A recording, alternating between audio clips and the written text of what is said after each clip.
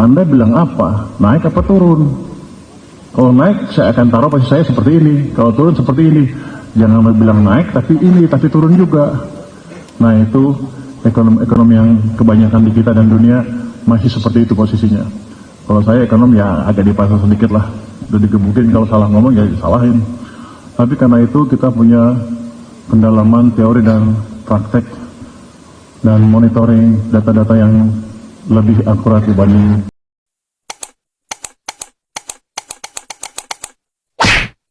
Terus yang itu yang petantang-petantang di TV yang mendukung itu mulai datangin ya, Bea Cukai datang sana ke orangnya, biar kapok dia. Karena itu jelas barang ilegal. Kalau ilegal kan sudah jelas melanggar hukum. Kok berani ngomong di TV? Seolah-olah kejahatan sekarang boleh di sini dilakukan. Itu nggak bisa. Jadi yang di YouTube, yang di TV itu hati-hati. Saya akan kirim orang. Karena Anda declare Anda penjahat. Terus saya diem. Kira-kira gitu. Yang ketiga ini peraturannya sedang kami desain. Tapi gini, peraturan apa lagi yang Anda mau? Kan udah nggak boleh masuk. Anda maunya apa? Yang Anda expect peraturan apa lagi? Mungkin ini sih pengetatan mungkin di pelabuhan-pelabuhan tikus atau gimana tuh Pak? Itu kan biasa. Gini, saya juga diberitakan katanya lewat pelabuhan-pelabuhan tikus. Tapi kalau pelabuhan tikus kan sedikit-sedikit kapasitasnya, kapalnya juga kecil.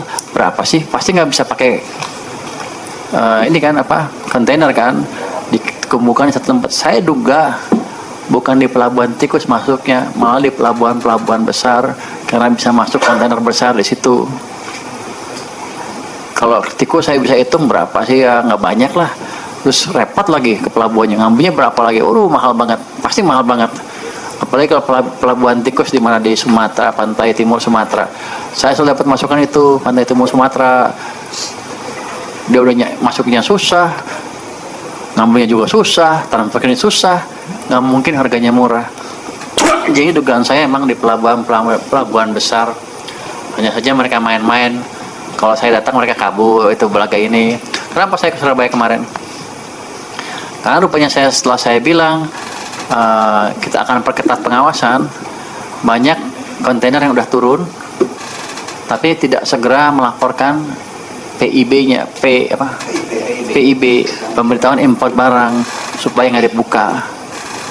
Saya datang sana, saya bilang, lalu pokoknya kalau 2 minggu nggak PIB, kita bongkar orangnya sudah datang ke situ. Ternyata pas sudah datang ke sana rame, dikasihlah barang yang salah itu. Tapi artinya mereka cukup canggih.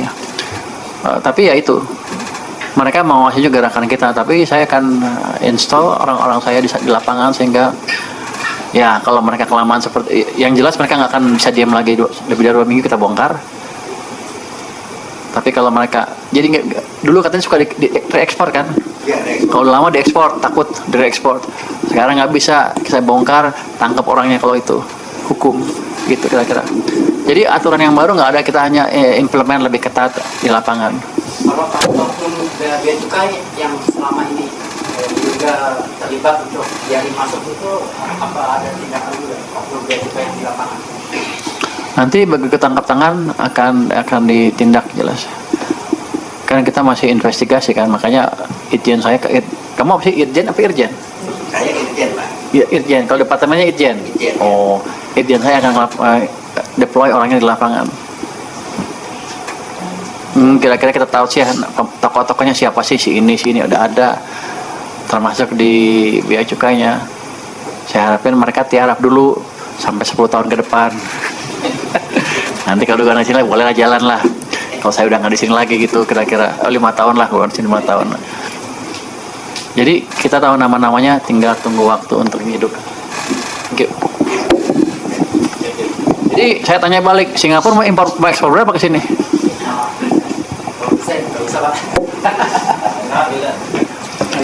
Terima kasih Pak atas kesempatannya. Saya Wildan dari DDTC News.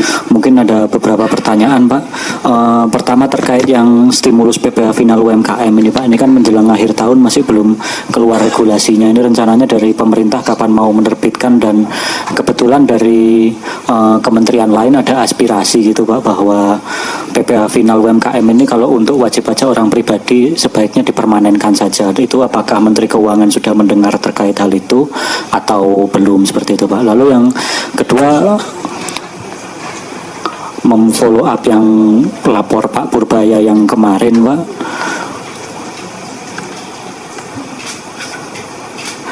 Itu kan bahwa di laporan yang kemarin itu kan sempat bahwa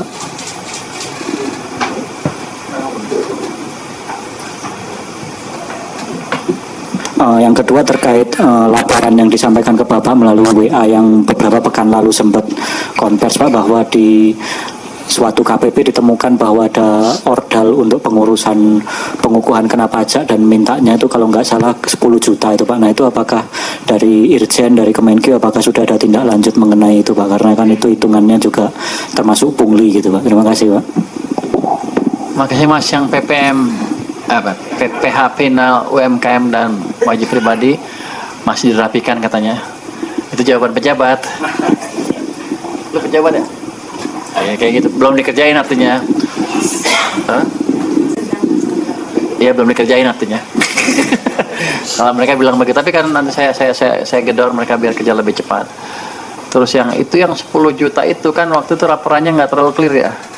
Kita nggak bisa verifikasi kalau nggak salah, karena orangnya takut ketika ditanya, jadi nggak mau ngomong lagi. Kalau udah begitu kita susah. Makanya kita berita mereka kan nomor baru. Kalau yang menghubungi dari kantor kita pakai nomor tertentu yang sudah kita umumkan, itu yang mana? Yang ini, yang bawah nih. Saya yakin waktu itu mereka takut siapa yang nelpon, jangan-jangan tetangganya atau siapa yang bikin susah. Tapi dengan nomor resmi ini harusnya mereka akan nggak takut lagi ke depan. Jadi kesulitan kita di situ. Banyak saya laporan ketika diverifikasi orangnya nggak mau ngomong, mungkin juga takut, mungkin juga iseng. Ini orang dibacakan ya sama orang Menteri Keuangan. Tapi yang jelas kita follow up semua, kita kontak balik semuanya, ribuan kita kontak balik gitu. Saya ada tim khusus untuk itu. Kalau yang PPh final UMKM dipermanenkan tuh, kalau menurut Bapak aspirasi itu apakah itu cocok? Aspirasi bagus, nanti kita pikirkan. Kan pejabat kan gua. Ini kan diperpanjang sampai 2029 kalau nggak salah ya. Nanti kita lihat keadaannya seperti apa. Kalau sebetulnya betul-betul UMKM mereka nggak ngibul-ngibul, udah gede, situ ngaku UMKM, harusnya sih nggak apa-apa dipermanenkan. Tapi kita lihat 2 tahun ke depan seperti apa deh, biar saya lihat dulu seperti apa implementasinya di lapangan ya. Oke.